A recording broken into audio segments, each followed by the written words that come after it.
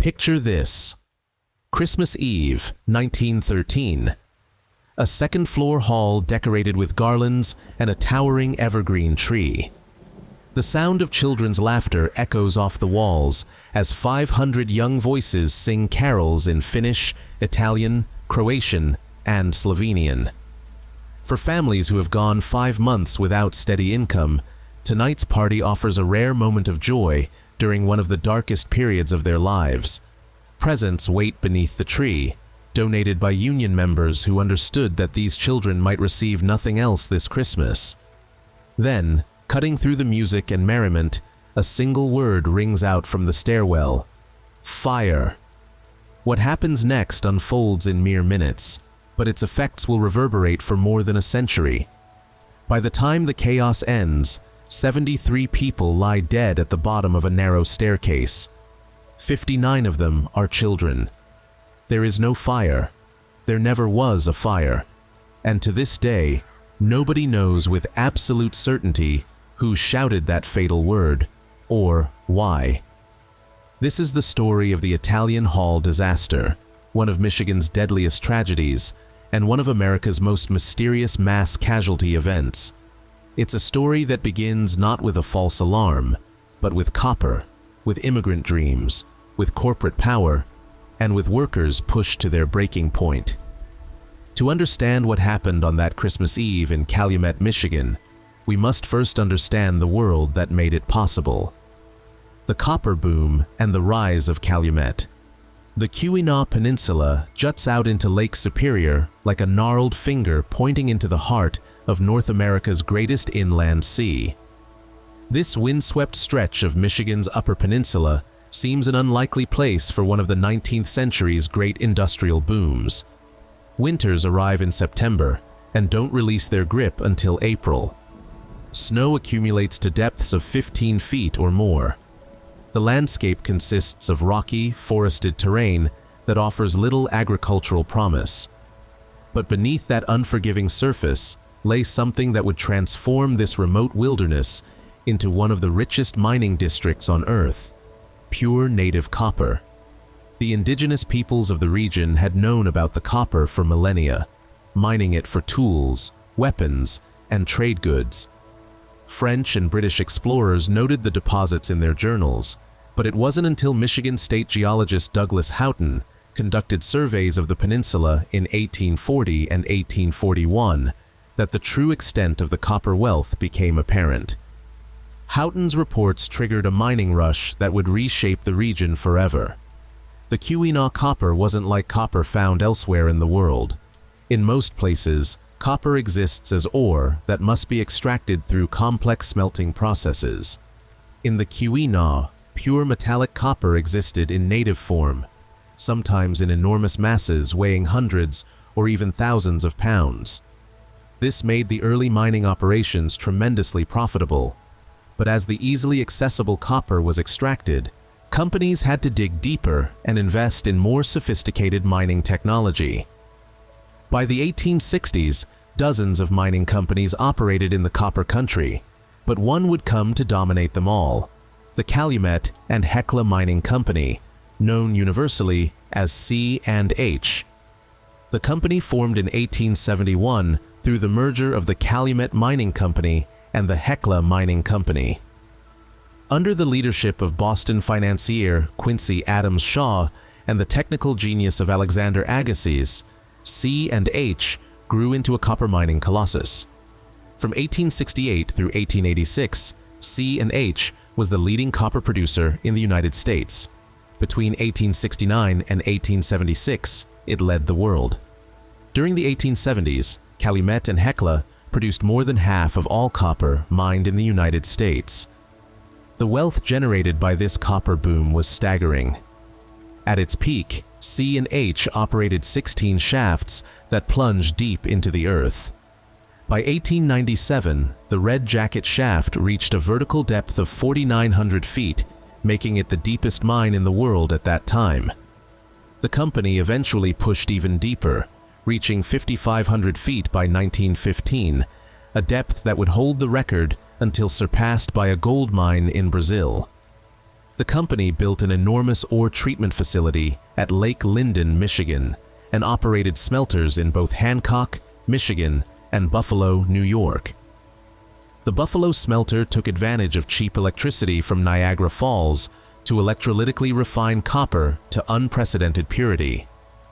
At its peak in 1906, C&H produced 100 million pounds of refined copper annually. But copper production on this scale required more than just mining expertise and capital investment. It required workers, thousands of them, willing to descend into darkness and danger for wages that barely sustained their families. The company town and immigrant workers. Calumet itself was a creation of the Calumet and Hecla Mining Company. The settlement that grew up around the mines embodied what historians call benevolent feudalism, or corporate paternalism. C&H didn't just employ workers, it housed them, educated their children, provided their entertainment, and shaped virtually every aspect of their daily lives. The company built hundreds of worker houses, which it rented to married employees at rates that left no room for profit. These weren't acts of pure charity, they were calculated investments in maintaining a stable, controllable workforce. By 1900, the company employed more than 5,000 workers. By 1907, that number had swelled to over 21,000. The company constructed schools, libraries, hospitals, churches, and even an opera house renowned for its exceptional acoustics. Calumet boasted electric lighting throughout, a rarity for the era, and an efficient streetcar system. The town featured more churches per capita than almost any other American community.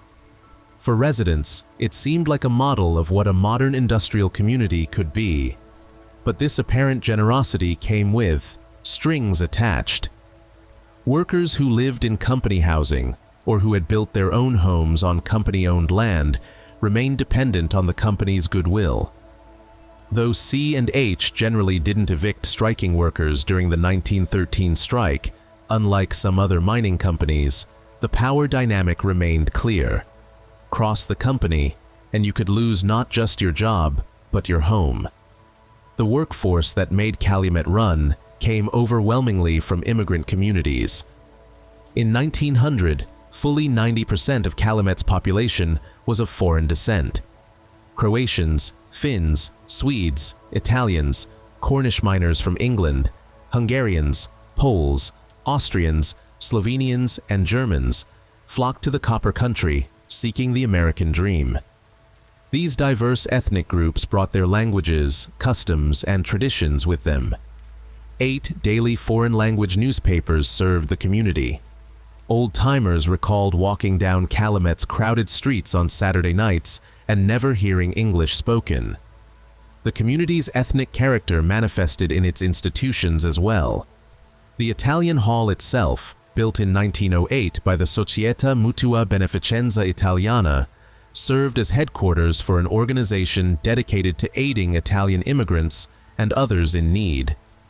This ethnic and linguistic diversity presented challenges for both workers and management. Communication across language barriers complicated everything from daily work assignments to labor organizing.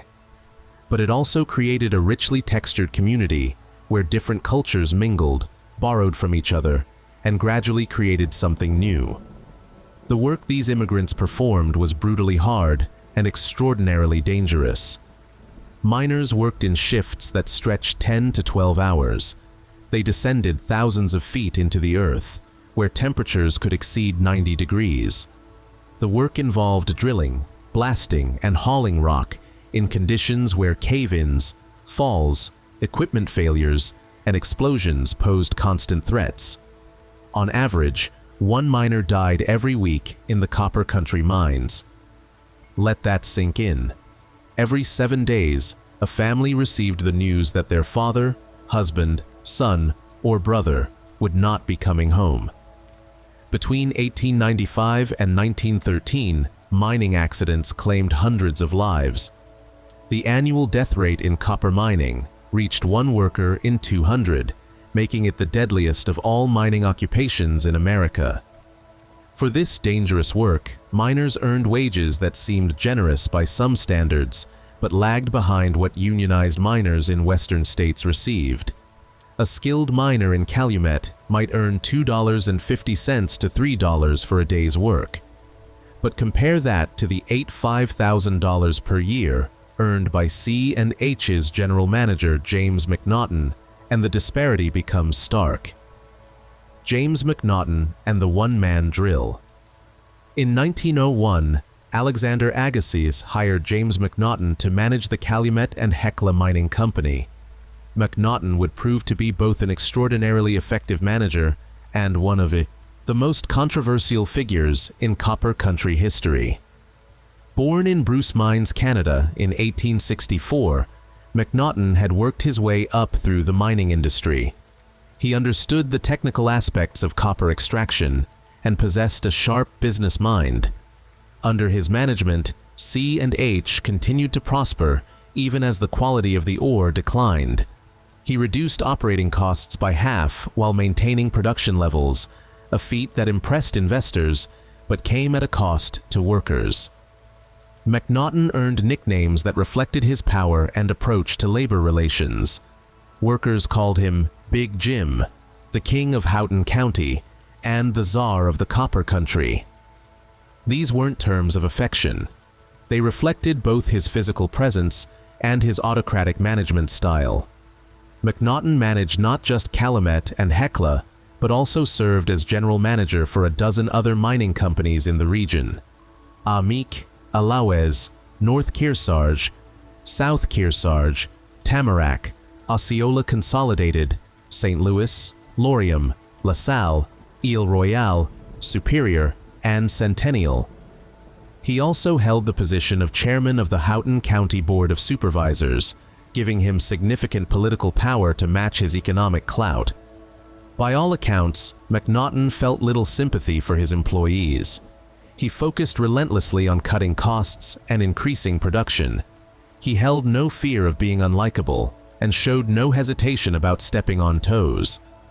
When pressed about his approach to labor relations, McNaughton would later claim that immigrant workers didn't understand American customs, laws, or ideals, and had been manipulated by outside agitators. In the early 1900s, McNaughton became fascinated with new mining technology, particularly a piece of equipment that would become a major flashpoint in labor relations: the one-man drill. Previously, the heavy pneumatic drills used in hard rock mining required two men to operate. One man held and positioned the drill, while the other operated it. This two-man system had safety advantages. Workers could watch out for each other, assist if problems arose, and share the physical burden of the demanding work. The one-man drill changed everything. Technological improvements made it possible for a single worker to operate the drill alone. From McNaughton's perspective, this represented a breakthrough in efficiency. The one-man drill would slash labor costs by 50% and double productivity. From the worker's perspective, it represented an existential threat. First, the obvious. If one man could now do the work of two, approximately 50% of the drilling jobs would disappear. In a company town where employment with C&H was often the only viable option, this meant economic devastation for thousands of families. Second, the one-man drill eliminated the safety net that came with having a partner. Underground, in darkness and danger, workers had relied on their partners to watch for hazards, to help if something went wrong, to raise the alarm if a cave-in seemed imminent. Working alone with the one-man drill, a miner had no such backup. If a rock fell, if a shaft collapsed, if the drill malfunctioned and caused an injury, the miner faced these dangers alone. Workers quickly dubbed the one-man drill the Widowmaker, a darkly accurate nickname given the industry's already appalling safety record. By mid-1913, discontent had been building for years. The introduction of the one-man drill became the catalyst that would transform that discontent into action. The Western Federation of Miners arrives. The Western Federation of Miners had a reputation. Founded in 1893, the WFM had earned recognition as one of the most militant labor organizations in America. In the western states, particularly Colorado, Montana, and Idaho, the Union had engaged in pitched battles with mine owners, sometimes literally. The Colorado labor wars of the early 1900s had involved armed conflicts, mass arrests, deportations, and accusations of murder. The WFM's leaders, including President Charles Moyer and Secretary Bill Haywood, had been arrested and tried for the 1905 assassination of former Idaho Governor Frank Steunenberg. Though eventually acquitted, the trial kept the WFM in headlines and cemented its image as a dangerous, radical organization in the minds of mine owners and many in the general public. Despite, or perhaps because of its militant reputation, the WFM had achieved significant gains for Western miners. Unionized copper miners in Montana earned higher wages and worked shorter hours than their counterparts in Michigan. They had secured 8-hour workdays and improved safety conditions.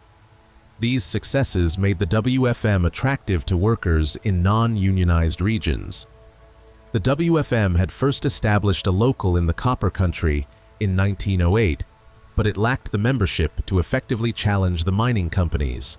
That changed in 1912 and early 1913. As word of the one-man drill's introduction spread, miners began joining the Union in significant numbers.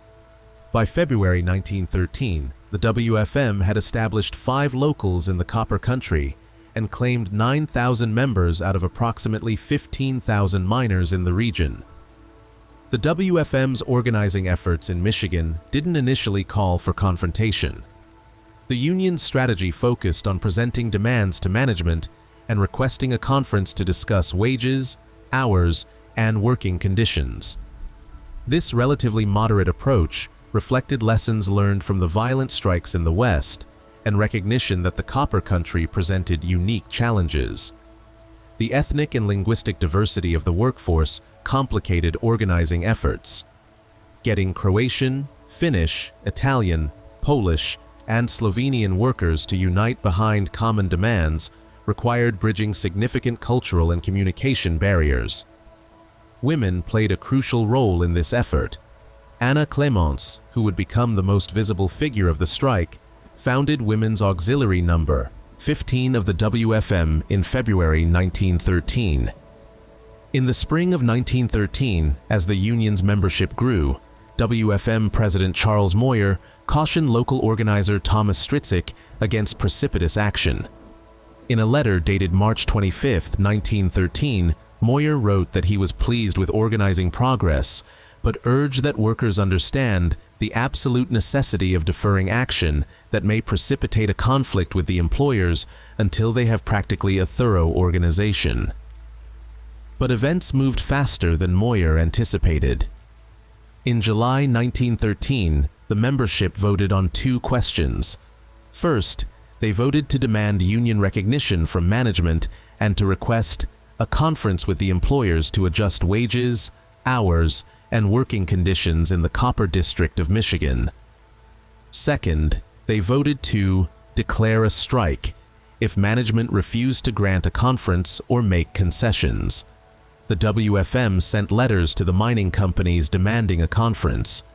The letters included requests for specific improvements: a raise in the daily wage to $3.50, shorter workdays moving toward an 8-hour standard, elimination of the one-man drill, and most importantly, recognition of the union as the workers' representative. James McNaughton's response was unequivocal. He refused even to meet with union representatives. He allegedly declared, "The grass will grow on your streets before I'll ever give in." Other mining companies followed C&H's lead and also refused to negotiate. On July 23, 1913, the strike began. The strike begins. The first day of the strike effectively shut down the copper country's mining operations. thousands of workers didn't report for work. Those who tried to enter the mines encountered mobs of strikers blocking access to the shafts. By the end of July 23rd, nearly all mines in the district had closed. The strikers adopted a tactic that would define the strike: daily parades. Rather than establishing traditional picket lines, workers and their families marched through the streets of Calumet and surrounding communities. These parades served multiple purposes. They boosted morale, demonstrated the strikers' strength and solidarity, and made it difficult for would-be strikebreakers to reach the mines without literally walking through crowds of their neighbors. The parades needed a leader, and they found one in Anna Clemenc. Born Anna Klobuchar in 1888 in Calumet, Anna was the eldest daughter of Slovenian immigrants. Her father, George, worked in one of the C&H mines. Her mother, Mary, worked as a domestic laborer. Anna graduated from 8th grade at a school operated by the mining company and then began working with a local church, providing aid to crippled miners while helping support her family by doing laundry. At 18, Anna married Joseph Clemenc, a Slovenian miner who stood 6 feet 4 inches tall. The marriage proved troubled from the start. Joseph was quiet and mild-mannered, according to Anna's brother Frank, but he also physically abused Anna and struggled with alcoholism. They would divorce around 1914. But in the summer of 1913, Anna Clemenc stepped into a role that would make her one of the most recognizable labor activists in American history. Standing 6 feet 2 inches tall, she led the daily parades carrying an enormous American flag measuring 6 feet by 10 feet atop a 10-foot pole. She dressed in simple gingham dresses, deliberately presenting herself as an ordinary worker's wife rather than a firebrand radical. The choice of the American flag carried symbolic weight. Mining company representatives and their allies had attempted to paint the WFM as socialist, as un-American, as dominated by foreign radicals who didn't understand American values. Clemenc's flag directly challenged that narrative. These workers were Americans, or aspired to be Americans, and they claimed the right to organize and demand fair treatment as part of their American birthright. Clemenc led parades every day, rain or shine, heat or bitter cold. The strikers marched from shaft to shaft, from town to town, singing, chanting, and demonstrating their resolve. Clemenc's commanding presence and fearless nature made her the national face of the strike. The press dubbed her Big Annie and called her the Joan of Arc of Calumet.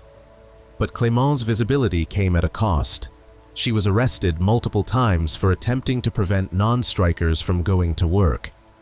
In September, she and 5 other women stopped a man they believed to be a strikebreaker and were arrested after fighting with deputies.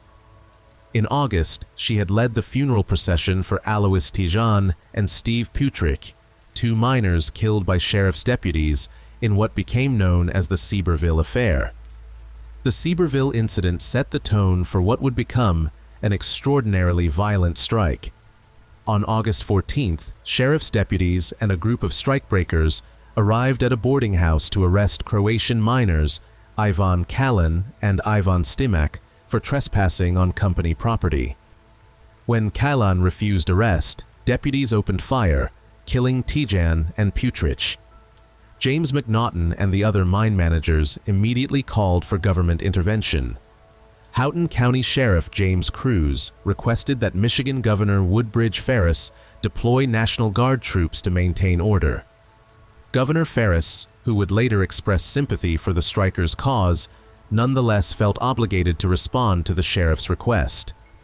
The entire Michigan National Guard, approximately 2,500 soldiers, deployed to the Copper Country.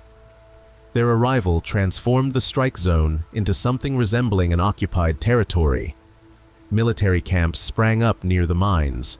Soldiers with rifles escorted strikebreakers to work. Confrontations between troops and strikers became a daily occurrence. Despite the military presence, the violence escalated rather than subsided.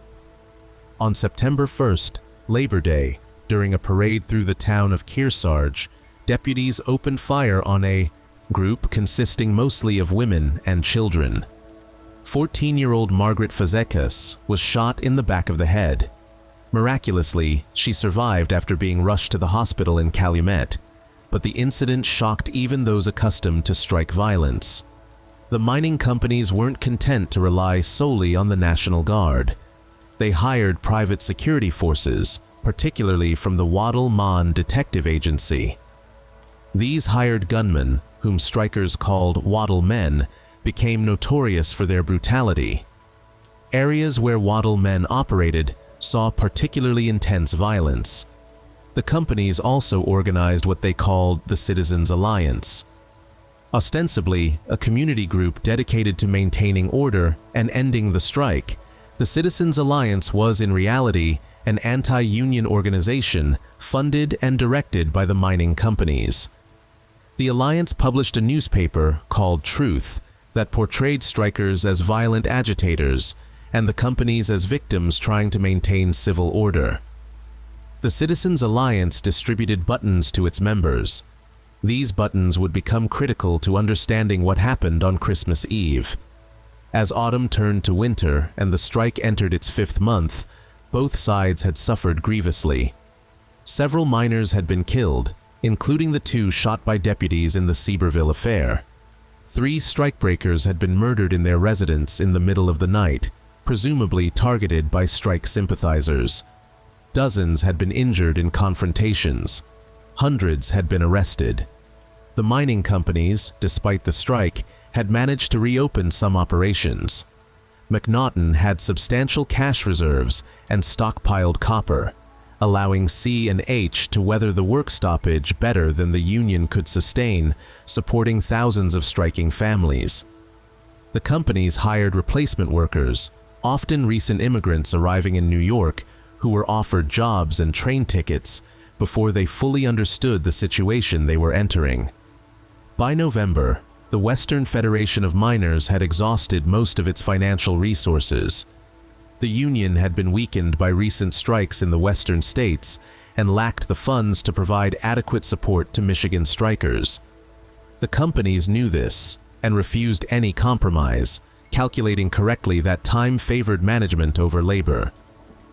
It was in this context of violence, privation, and growing desperation that the Women's Auxiliary of the WFM decided to organize a Christmas party for striking families and their children. Christmas Eve, 1913. The idea came from a place of compassion. After 5 months without steady income, most striking families faced a bleak Christmas.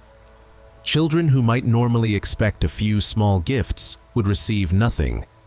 Traditional holiday meals would be impossible for families surviving on minimal union support and what charity they could find. The Women's Auxiliary, led by Anna Clemenc, determined to give these children one day of joy.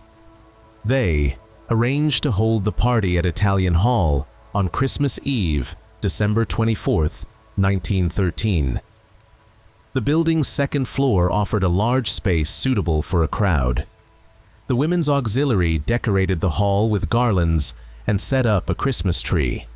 They collected donations to buy small presents for the children. They arranged for food and refreshments.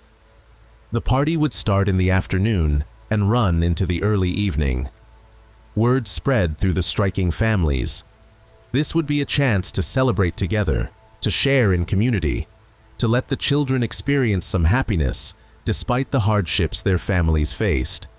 The response exceeded expectations.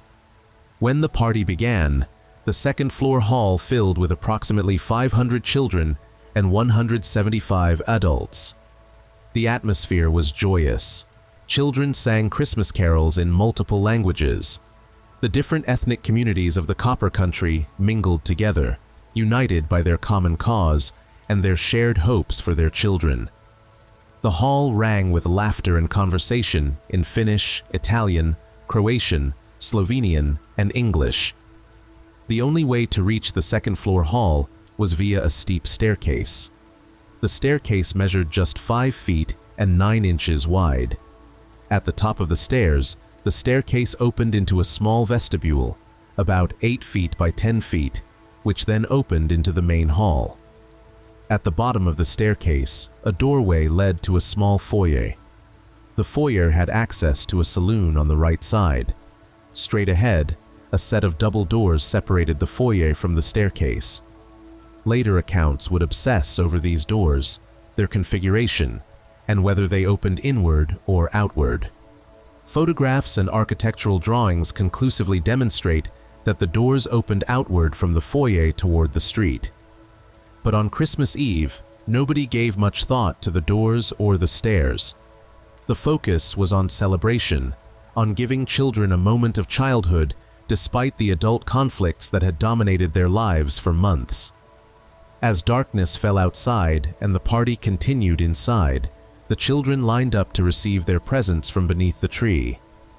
Parents watched, grateful that someone had thought to provide this small joy for their children. The organizers felt satisfaction that they had created something positive amidst so much negativity and hardship. Then someone shouted, "Fire!" The voice came from the stairwell, from somewhere near the bottom of the stairs. Whether the person stood in the foyer or had opened the door from the street outside, witnesses would later disagree. But the word itself was unmistakable: fire. Panic erupted instantly. In 1913, fire represented one of the most terrifying dangers imaginable, particularly in a wooden building. Major fires had destroyed entire cities within living memory. The 1871 Great Chicago Fire had killed hundreds and left thousands homeless. Fire prevention and escape were constant concerns in public buildings. The Christmas Eve crowd reacted as humans have reacted to fire alarms throughout history. They ran for the exit. But with only one narrow staircase serving as the sole means of escape, the situation turned catastrophic almost immediately. The first people who reached the stairs rushed down, but the narrow staircase, just shy of 6 feet wide, couldn't accommodate the mass of humanity trying to escape simultaneously. Someone near the top of the stairs tripped or was pushed. Others fell over them. More people pressed down from behind, unaware of the growing pile of bodies at the bottom of the staircase. The physics of the situation created a horrifying trap. The weight of hundreds of people pressing down the narrow staircase pinned those at the bottom in place. They couldn't move forward to reach the exit. They couldn't go back up against the flow. And most terrible of all, they couldn't breathe. The cause of death for the victims wouldn't be burning or smoke inhalation. It would be suffocation and crushing injuries. The sheer mass of humanity packed into that narrow stairwell compressed the bodies at the bottom until the pressure expelled the air from their lungs and prevented them from drawing another breath. Above the chaos, Anna Clemenc stood near the stage, shouting that there was no fire. Her voice was strong, trained from leading parades through Calumet streets, but it couldn't carry over the screams and the sound of hundreds of feet stampeding toward the stairs. Some people near her heard and stopped, but the message couldn't spread fast enough to prevent the catastrophe unfolding on the staircase. Men who had stayed near the bottom of the stairwell or who had been in the saloon rushed to help. They pulled at bodies, trying to create space, trying to free those trapped. But every time they created a small gap, more people from above filled it. The pile grew deeper. The screaming grew more desperate. And then, gradually, it grew quieter as more victims lost consciousness from lack of oxygen. Outside, word spread that something terrible had happened at Italian Hall. The Red Jacket Fire Department received an alarm and responded immediately. When firefighters arrived, they found no fire. The fire department log specifically recorded no fire. But they found a scene of horror beyond anything they had experienced. Al Harvey, a Calumet resident, heard the screaming from blocks away. He and his friend Joe Cadell, who served as Calumet's chief of police, ran to the hall to help. Harvey would later describe what they found. The hallway was jammed clean from the top to the bottom. There they were, jammed in there, one on top of the other. I have never seen anything like it. Rescuers worked frantically to untangle the bodies. They pulled out the living first, prioritizing those who showed signs of life. But for many, rescue came too late. By the time they cleared the stairwell, 73 people were dead or dying. 59 of them were children. The victims' bodies were laid out in temporary morgues around town. Families descended into a grief so profound that words cannot capture it. Some families lost all their children in a single horrific moment. Parents who had brought their children to what should have been a joyous celebration now had to identify their bodies. The dead represented the full ethnic diversity of the Copper Country.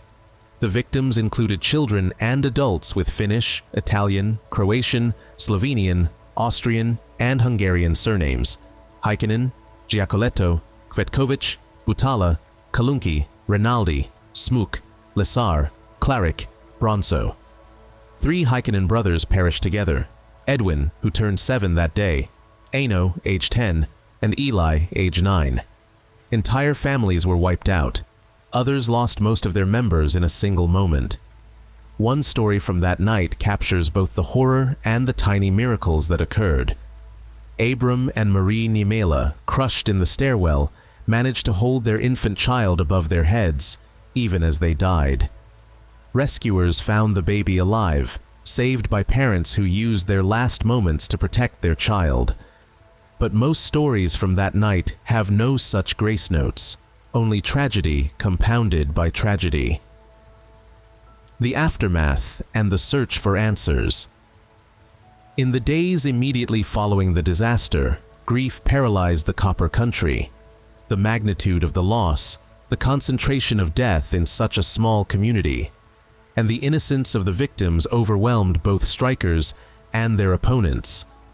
Even James McNaughton offered condolences, though his statement focused more on hoping the tragedy might end the strike than on the suffering of the families. The logistics of dealing with 73 deaths in a short time frame challenged the small community. Coffins had to be hastily constructed. 6 churches of different denominations held services simultaneously in Finnish, Italian, Croatian, Slovenian, and English. The town united in grief, even as questions about what had happened and why began to surface. On December 28th, a mass funeral procession wound through Calumet streets. 20,000 people attended, some traveling from surrounding communities. Many climbed trees to see over the crowds. Anna Clemenc led the procession, carrying her American flag.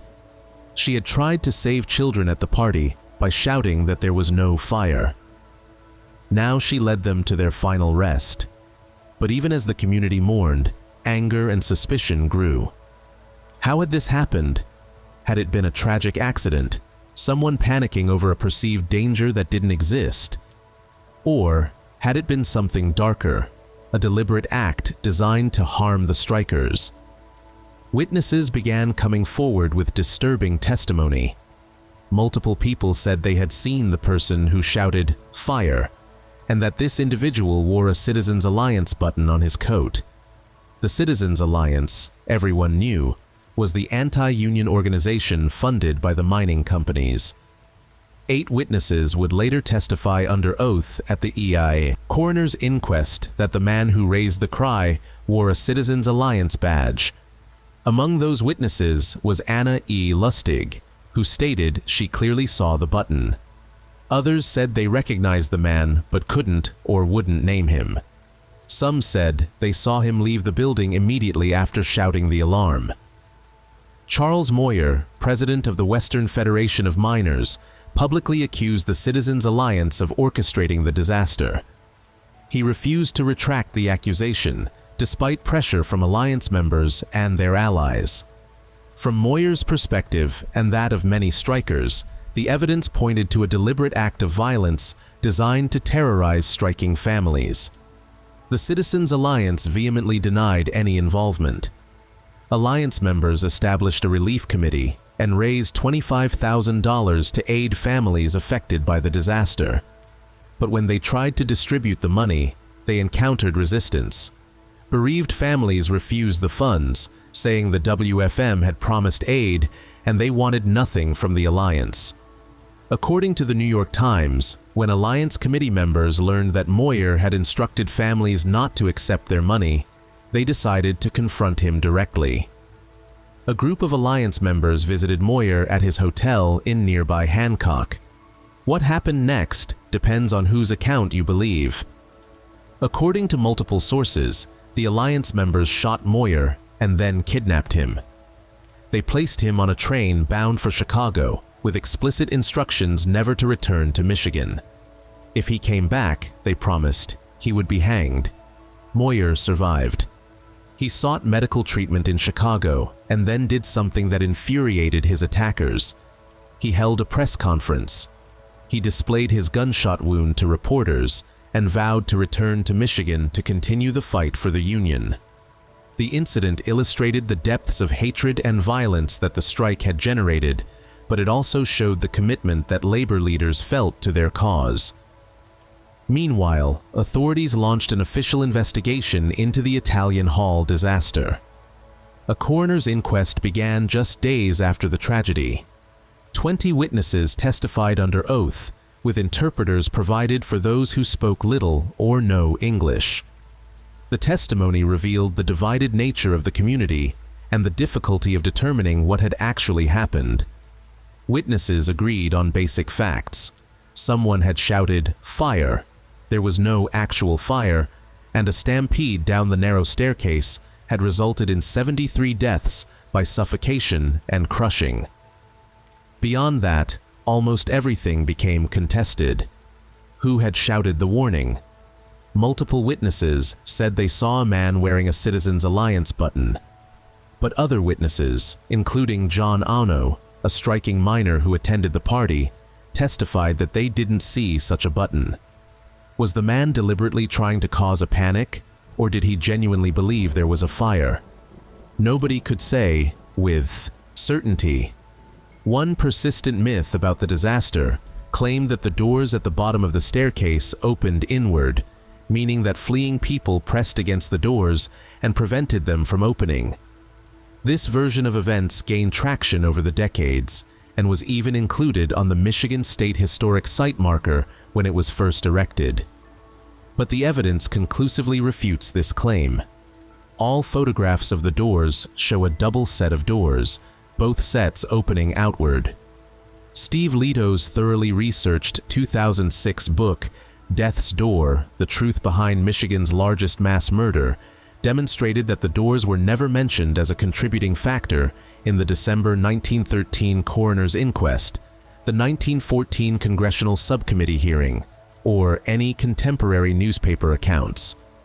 The book included architectural drawings showing the door configuration beyond any doubt. The inward opening door myth apparently originated in the 1950s with historian Harry Benedict and became widely accepted despite lacking any factual basis. Why did this false version persist?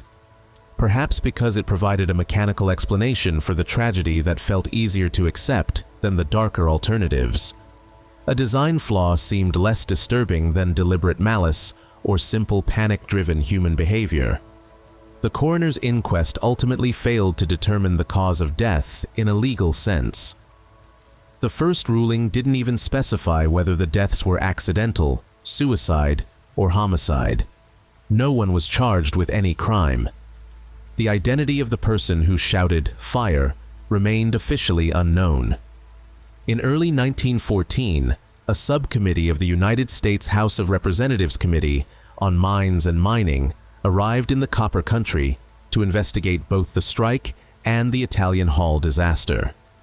The hearings lasted several weeks and took testimony from hundreds of witnesses, including miners, National Guard members, newspaper reporters, company officials, and survivors of the disaster, including young Margaret Fazekas, who had survived being shot in the head during the Labor Day incident. The congressional investigation produced volumes of testimony but reached no definitive conclusions about the Italian Hall disaster. The committee members documented the violence of the strike, the deployment of National Guard troops, the hiring of private security forces, and the hardships faced by both striking families and those trying to work. But they couldn't determine whether the Italian Hall disaster resulted from a terrible accident or a deliberate act. Theories and investigations. In the century since the Italian Hall disaster, historians, authors, and investigators have proposed various theories about what happened and why. The evidence remains frustratingly incomplete, but several interpretations have gained serious consideration. The most widely discussed theory holds that someone affiliated with the Citizens Alliance deliberately shouted the false alarm to disrupt the party and terrorize striking families. The testimony of multiple witnesses who saw a Citizens Alliance button supports this interpretation. The timing, occurring during a peaceful celebration meant to boost strikers' morale, fits a pattern of harassment and intimidation that characterized the strike. Steve Leto's exhaustive investigation, detailed in both editions of Death's Door, concludes that the culprit was most likely an ally of mine management. In the second edition, published in 2013, Leto identifies a specific individual whom he believes shouted "fire," providing the man's name, occupation, and evidence supporting the claim. However, without a smoking gun confession or ironclad proof, even this thoroughly researched conclusion remains a strong probability rather than an absolute certainty. Historian Arthur Thurner's Rebels on the Range, the Michigan Copper Miners' Strike of 1913 to 1914, raises an alternative possibility. Perhaps there actually was a fire, or smoke, somewhere in the building that prompted the alarm. Thurner suggests that the chimney might have been the source. This would explain why someone shouted the warning without necessarily implicating deliberate malice. However, the strongest argument against this theory is that none of the investigations found any witnesses claiming there was actual fire or smoke. The Red Jacket Fire Department's log specifically states no fire. If there had been smoke from the chimney or any visible sign of fire, surely some of the hundreds of witnesses would have reported it. The absence of such testimony weighs heavily against the accidental fire theory. Another possibility is that someone panicked over a perceived danger that didn't exist. In a crowded, overheated room full of people celebrating with candles and lamps, someone might have mistaken shadows, steam, or dust for smoke. Or perhaps someone heard a noise that sounded like a fire alarm and repeated the warning without verifying the danger. Human psychology in crisis situations can lead to such mistakes. The problem with the innocent mistake theory is the witness testimony about the Citizens Alliance button and the person's behavior. Multiple witnesses said the individual left immediately after shouting the alarm, not staying to help or to verify whether there was actually a fire.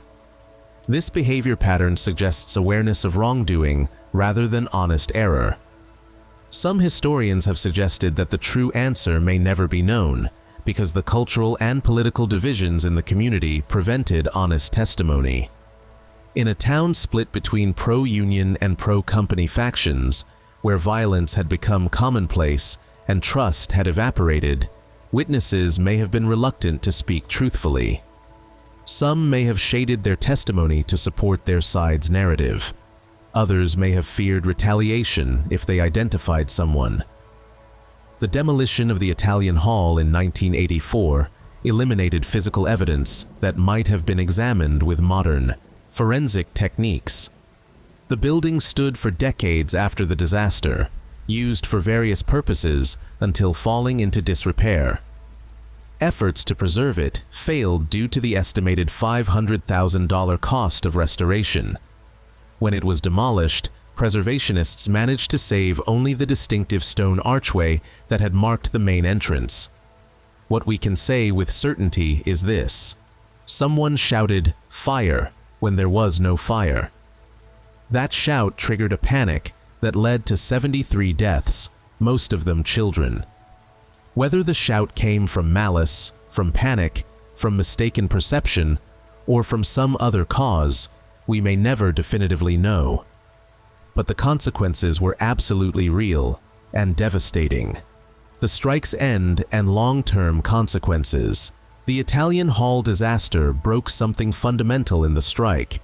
The loss of so many children, the concentration of grief in such a small community, and the sheer horror of how they died created a psychological wound that couldn't heal while the conflict continued. In the weeks following the disaster, many striking families began leaving the copper country altogether. For parents who had lost all their children at Italian Hall, returning to work in the mines would have meant continuing to live in the place where their children died. Some couldn't bear it. Trainloads of families departed for Detroit, Cleveland, Chicago, and other industrial cities where jobs existed and where they could try to start over somewhere without constant reminders of their loss. The Western Federation of Miners, already financially exhausted, found itself unable to continue supporting thousands of striking families. The union began pulling back its resources and organizers, redirecting them to other regions where prospects seemed better. The sense of abandonment this created among strikers who had sacrificed so much deepened their demoralization. The mining companies knew they had won. They maintained their refusal to negotiate or recognize the union. They continued operating with replacement workers and those strikers who had returned to work. Time, money, and tragedy had defeated the workers' unity. In April 1914, 9 months after the strike began, it ended without achieving its primary goals. The union had not been recognized. The one-man drill remained in use. Wages had not increased to the demanded level. The only concession of note was that some companies had voluntarily implemented 8-hour workdays during the strike to encourage workers to abandon the union and return to work. Returning to work came with conditions that added insult to injury. Workers had to officially renounce the Western Federation of Miners and turn in their union cards. They had to sign a book expressing appreciation to James McNaughton, and they each had to contribute 5 cents toward a memorial watch that would be presented to McNaughton as thanks for breaking the strike. Imagine the humiliation. Workers who had struck for better conditions, who had endured months without steady income, who had lost children and neighbors and friends, now had to sign a tribute to the man who had orchestrated their defeat. Some refused and left the region rather than submit to this final indignity. The Western Federation of Miners essentially abandoned the copper country. The organization changed its name in 1916 to the International Union of Mine, Mill, and Smelter Workers, partly to distance itself from the violent history associated with the WFM name. The union wouldn't return to organize in the copper country until 1939, when a successor organization successfully unionized some of the remaining mines. But by then, the copper boom itself was ending. Competition from richer deposits in the western states, depleted ore bodies requiring ever deeper and more expensive mining, and the financial catastrophe of the Great Depression all contributed to the industry's decline. The Quincy mine shut down in 1931, briefly reopened during World War II, but closed permanently in 1945. The Calumet and Hecla Mining Company closed its last Michigan mine in 1968, ending an era. Calumet itself never recovered its former prosperity or population. The town that once boasted a population density rivaling Manhattan dwindled to a fraction of its peak. Many of the grand buildings from the copper boom era remained, but they stood as monuments to a lost world rather than centers of ongoing activity. Anna Clemenc left the copper country after the strike. She moved to Chicago and married Frank Shavs. At age 26, she gave birth to her only child, Darwina. Anna's later life was difficult. She worked 2 jobs making hats to support her family. Darwina lost her left arm in an automobile accident. Frank, like Anna's first husband, struggled with alcoholism and was abusive. Anna Clemenc died of cancer in Chicago in 1956 at age 68. She lived long enough to see her role in the strike gain recognition. In 1980, a portrait of Clemenc holding her flag was unveiled in the Michigan State Capitol. She was the first person inducted into the Michigan Women's Hall of Fame. In 2013, she was posthumously inducted into Labor's International Hall of Fame. Her great-granddaughters continue to visit the Copper Country and work to preserve her memory. James McNaughton remained as general manager of Calumet and Hecla until his retirement. He died in 1949 at age 85 in Calumet, the town he had dominated for nearly half a century. To some, he represented efficient business management in a competitive industry. To others, he embodied corporate ruthlessness that placed profits over people's lives. The McNaughton Cup, awarded for amateur ice hockey, was named in his honor in 1913 due to his support for the sport, a small piece of positive legacy amid a controversial career. Charles Moyer continued as president of the mine, mill, and smelter workers until 1926. He died in 1929, his health broken by years of labor, battles, and the physical trauma from being shot during the Copper Country strike.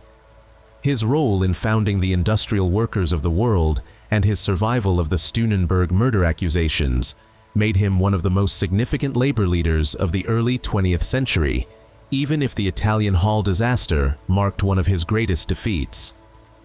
Memory, memorialization, and meaning. The Italian Hall itself stood for decades after the disaster. It continued to serve various community functions, housing different businesses and organizations, but eventually it fell into disrepair. In 1975, a historic survey recorded it as vacant. The building received designation as a Michigan State Historic Site in 1977 and was listed on the National Register of Historic Places in 1980. But preservation proved impossible.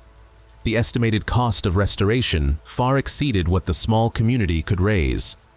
In October 1984, the Italian Hall was demolished. The Friends of Italian Hall group organized to try to save the building, but ultimately had to accept that demolition was inevitable. They fought successfully to preserve the distinctive stone archway that had marked the main entrance. In 1989, the site became a memorial park. The archway was re-erected on the property. Volunteer labor from local union members created the park. The doorway was adorned with brass plaques contributed by those who donated to create the memorial. A Michigan State Historic Site marker detailed both the 1913 disaster and the building's history, though, as mentioned earlier, the marker initially incorrectly stated that inward opening doors contributed to the tragedy, an error later corrected. In 2017, work began on adding a monument listing the names of all 73 victims. Today, the Italian Hall Memorial Park stands as a place of remembrance and reflection. Each year on December 24th, the community holds a memorial service at the site. Luminaries representing each victim illuminate the winter night, keeping the memory alive for new generations. The Italian Hall disaster gained wider recognition through art and popular culture. Folk singer Woody Guthrie learned about the tragedy and in 1941 wrote a song called 1913 Massacre. The song, while taking some artistic license with the facts, brought the story to audiences far beyond Michigan's Upper Peninsula. Guthrie's lyrics claimed that the copper boss thug men held the doors shut from outside, perpetuating the myth about the door configuration, but capturing the emotional truth of workers' belief that the disaster had been deliberately caused. The song has been performed by numerous artists over the decades, including Arlo Guthrie, Bob Dylan, and John McCutcheon, keeping the story in the folk music tradition and introducing new audiences to this chapter of labor history. Mary Doria Russell's 2019 historical novel, Women of the Copper Country, brought the strike and disaster to an even wider audience. Russell's fictionalized account focuses on Anna Clemenc and the role women played in the strike. The book was selected as Michigan Humanities' Great Michigan Read for 2021 to 2022, spurring renewed interest in this history and prompting educational programs, book discussions, and tours of the QENA's historic sites. Documentary films, historical exhibits, and academic studies have also examined the strike and disaster from various angles. The QENA National Historical Park, established in 1992, preserves and interprets the region's mining heritage, including the labor history that shaped the communities. The park maintains the Italian Hall Memorial Park and provides educational resources about the strike and disaster. In recent years, community efforts have worked to create additional memorials to Big Annie Clemenc. A fundraising campaign seeks to erect a bronze statue of Clemenc in Calumet, honoring her role in the strike and her courage in standing up for workers' rights at a time when women couldn't even vote. The campaign reflects ongoing recognition that the strike and disaster remain relevant to contemporary discussions about labor rights, income inequality, corporate power, and social justice. The Italian Hall disaster raises questions that remain relevant more than a century later. What responsibilities do corporations have to their workers beyond paying minimum wages? When does efficiency become exploitation? How do we balance the rights of workers to organize against the rights of businesses to manage their operations?